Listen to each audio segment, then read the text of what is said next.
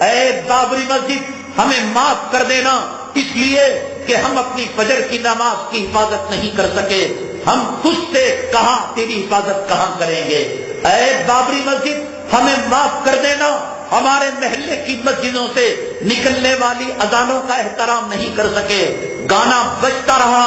Cinema چلتا رہا، match ہوتی رہی، ناچ گانا ہوتا رہا۔ بابری مسجد ہم تجھ سے اذان کے امیدوار کب بنیں گے؟ ہم اپنی مسجدوں کی اذان کی حفاظت نہ کر سکے، اپنی مسجدوں کی مصلی کی حفاظت نہ کر سکے، ممبر کی حفاظت نہ کر سکے، محراب کی حفاظت نہ کر سکے، ہم نے اپنی مسجدوں کو اپنے ہاتھوں سے ڈھایا،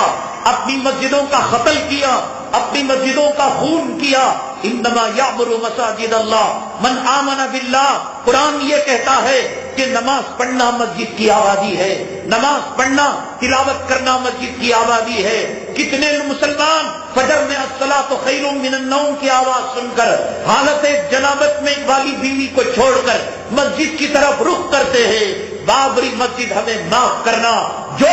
اب مسلمان اپنے محلے کی فجر کی 2 رکعت سے صبح کو مسجد کو آباد نہ کر سکا، وہ ایودھیا کی طرف آئے گا، وہ فیض آباد کی طرف آئے گا، وہ ایودھیا کی طرف آئے گا، وہ ممبر و محراب سے نجاست کی چیزوں کو ہٹائے گا، وہ وہاں کے ممبروں سے، وہاں کے میناروں سے اذان کی گونج لگوائے گا۔ بابری مسجد ذرا انتظار کرنا،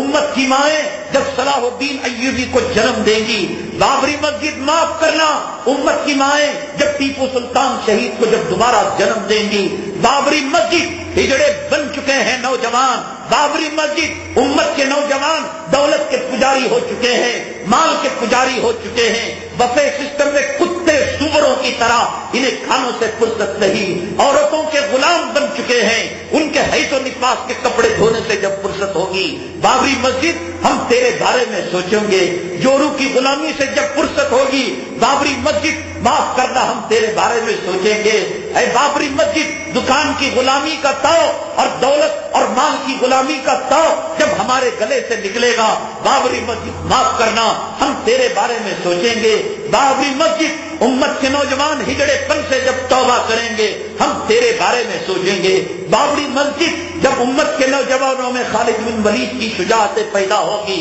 ہم تیرے بارے میں سوچیں گے، تب تک ہمیں معاف کرنا۔ بابری مسجد ہمیں محمد بن قاسم اور محمود غزنوی کے استاد اوصاف والے نوجوان جب تک ہماری مائیں اپنے کوکھ سے جنم نہیں دے گی، تب تک ہمیں معاف کرنا۔ تو خدا کی عدالت میں کھڑی ہوئی ہے، ہمیں معلوم ہے کہ تو اپنے خون کے آنسو رو رہی ہے، تو ماتم کر رہی ہے۔ ہمارے گھر میں کتا پیشاب کر دے، ہمارے گھر میں سور پاخانہ کر دے، ہمارے گھر میں جانور گندگی کر دے، ہم اپنے گھر کو پاک کرنے کی کوشش کرتے ہیں۔ بابری مسجد پاک کرنا کہ شرک کی نجاست سے تو آلود ہو چکی ہے، کفر کی گندگی سے تو آلود ہو چکی ہے۔ تو خدا سے دعا کرنا ہمارے ہاتھوں میں وہ طاقت دے، ہمارے ہاتھوں میں وہ قوت دے جو خالد بن ولید کی طاقت، جو عمر بن الخطاب کی طاقت، جو حضرت ٹیپو سلطان کی طاقت، حضرت محمود غزنوی کی طاقت، حضرت محمد بن قاسم کی شجاعت کے جذبے ہمارے نوجوانوں کے اندر آ جائے۔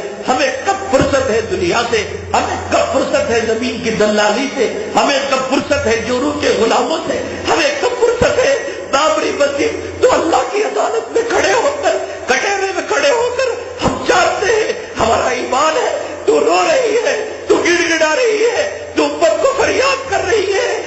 کوئی جو مجھے نجاست سے پاک کرے، ہے کوئی جو مجھے گندگی سے پاک کرے۔ تو قرآن کی آیت پڑھ رہی ہے، انما المشرکون نجس فلا یقربوا المسجد الحرام بعد عامهم ھذا، کہ مشرک ناپاک ہوتا ہے، آج کے بعد وہ پاک جگہ کے اندر نہ آئے۔ بابری مسجد ہمیں پتا ہے کہ تو فریاد کر رہی ہے، انتہینا بیتیا للطائفین والعاکفین والرکع السجود، کہ ابراہیم اور اسماعیل علیہ السلام نے کعبے کو جب تعمیر کیا یہ دعا کی تھی، اور اللہ تعالیٰ نے ان سے کہا تھا کہ ان کو تم پاک رکھنا، صاف رکھنا، اے مولا ہمیں معاف کر دینا۔ ہم جورو کے پیچھے پڑ گئے، ہم دولت کے پیچھے پڑ گئے، ہم روپیوں کے پیچھے پڑ گئے، ہم پیسوں کے پیچھے پڑ گئے، ہم سلطنت کے پیچھے پڑ گئے، ہم سیاسی کتوں کی ہڈیوں کے پیچھے پڑ گئے. ہمیں دنیا عزیز ہے، ہمیں جوڑوں کا حفظ و حفاظ عزیز ہے، ہمیں بچوں کے حقیق اور بچوں کا پیشاب پاخانہ عزیز ہے. وہ بابری مسجد کے میناروں کا رونا،